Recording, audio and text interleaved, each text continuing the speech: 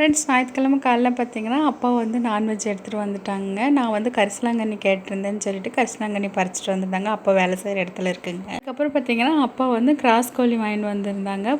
பாதி வந்து பார்த்தீங்கன்னா பள்ளி சிக்கன் மாதிரி செஞ்சுக்கிட்டாங்க. பாதி வந்து மிளகா அரைச்சி ஊற்றி குழம்பு வச்சுக்கிட்டேங்க. குழம்புல இருந்து பார்த்தீங்கன்னா பாப்பாவுக்கு சளி பிடிச்சிருக்கிறதுனால எல்லோரும் சூப் கேட்டாங்கன்னு சொல்லி ஆளுக்கு கொஞ்சமாக ஒரு கிளாஸ் சூப் எடுத்து கொடுத்துட்டு இருந்தேங்க. அப்புறம் பார்த்தீங்கன்னா ரத்தம் வாங்கிட்டு வந்திருந்தாங்க. ரத்தம் வந்து சரி பொரியல் செஞ்சுருவோம் அப்படின்னு சொல்லிட்டு பொரியல் செஞ்சிட்ருக்கேங்க. எல்லாமே வந்து சாப்பாடெலாம் செய்யும் போதே வந்து பாக்ஸுக்கெல்லாம் போட்டு வச்சுட்டேங்க.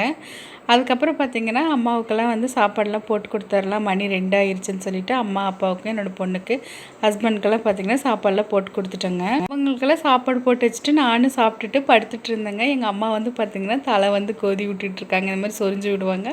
நல்லா தூக்கம் வந்துடுங்க. எழுந்திரிச்சு குளிச்சுட்டு அதுக்கப்புறம் பாப்பாவுக்கு வந்து தலை சீவி விட்டு அப்புறம் பார்த்திங்கன்னா பாப்பா எனக்கு வந்து ஜடை பண்ணியிருந்தாங்க. எப்படி இருக்குன்னு மறக்காமல் கமெண்ட்